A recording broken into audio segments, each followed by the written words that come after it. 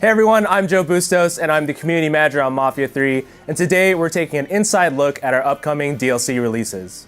I'm really excited to announce that our first DLC, Faster Baby, will be launching on March 28th. With Faster Baby on the horizon, I had a chance to sit down with the team at Hangar 13 to get more details on this DLC. Let's take a look. I'm Hayden Blackman. I'm the creative director and studio head at Hangar 13. I'm Bill Harms. I'm the narrative director at Hangar 13. And I'm Ed Fowler. I'm senior writer. What are you guys feeling about the response to Mafia 3, and how do you feel about our free updates that we've released so far?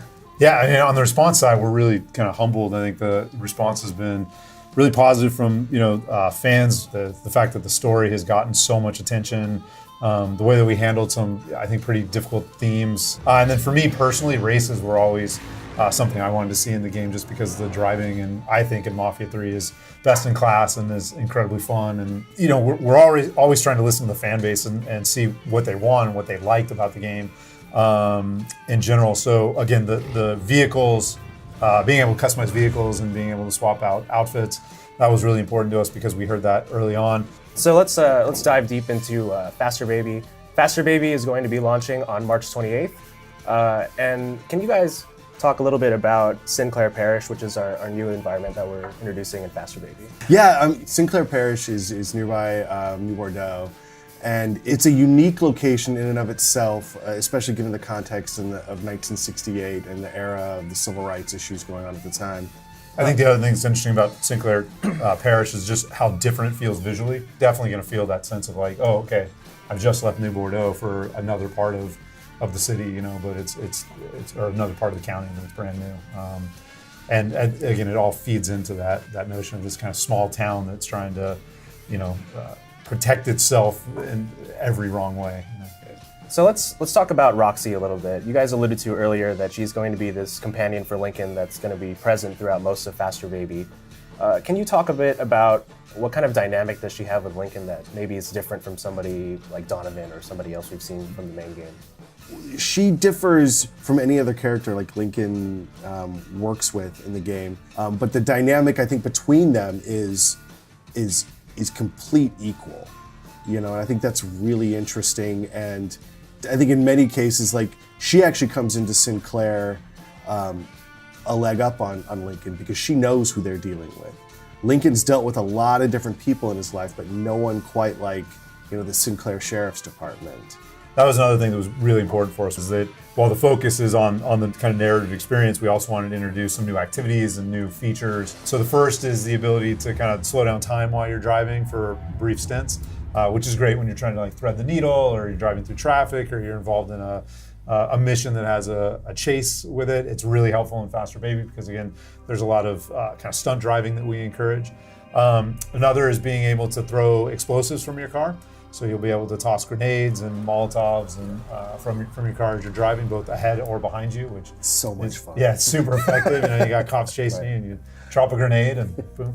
And that actually came, I think, a lot from fan feedback. People asking, "Hey, do you think we could get this feature?" And we investigated it and we put it in. And again, super helpful in Faster Baby, but also useful throughout the rest of the game. And then we're introducing a new explosive type, which is proximity mines. So these are mines that you can plant, and then as enemies get near them, they'll explode. So you'll be able to use that again throughout the rest of the game. So if you're going into a hideout or on a mission and you have proximity mines, you'll be able to deploy those as well.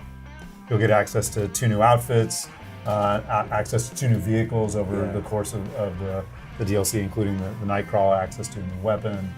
So we've got a new activity in Faster Baby. You guys want to talk about that?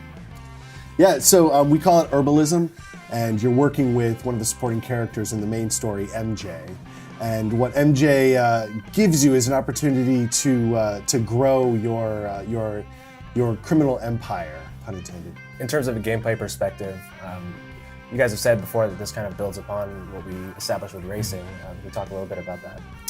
Yeah, so I think, again, we were very inspired by a lot of for the whole game, we were inspired by kind of Hollywood movies where the driving is a big component of it. And we had this kind of, mantra on the team, and we wanted to capture the sense of Hollywood action driving. With Faster Baby in particular, we wanted to push that even further and maybe even, Hollywood stunt driving to some degree. So we kind of took over our driving model and built Sinclair Parish to really support it. You know, there's a lot of jumps built into the world. There's actually missions that require you to drive like a madman, you know, in ways that, you know, are different than what you experienced in the main game. Let's jump into a little bit about the upcoming DLCs after that. In May, we have Stones Unturned, and this is really focusing on the relationship between Lincoln and Donovan. Can you give us a little bit of background on what went into the creation of this one? Sure. So, just like for the main game, it was really important to us to kind of explore and reinforce what was going on in the late 60s, and a big part of that was actually the Cold War. And Donovan is a character, obviously, as a CIA agent who also considers himself to be very patriotic. That's very, very important to him. So it's a good way of us kind of getting him out of the motel room and, you know, out in the field with Lincoln as they go after this common enemy. But it just kind of brings those kind of what's going on in the real world in terms of the Cold War. It just kind of brings it into the game in a natural way that we really couldn't explore in Mafia 3. So let's shift over. Sign of the Times is coming in July. Can you guys say a little bit about this DLC? Like you believe that something like the story of Sign of the Times would take place in New Bordeaux. The late 60s was a time of, like, you know, weird cults and all, you know, that kind of thing. It was, you know, it was the era of Manson. Like, thematically it fits with that city. Just the vibe of the city, but also its long history. And this one's more kind of centered around investigations. So it's not just necessarily going in and shooting up the place. It's uncovering exactly what's going on and then using that information to put a stop to it. Thanks everyone for joining us. We are really excited for Faster Baby, and we hope you'll join us in Sinclair Parish on March 28th.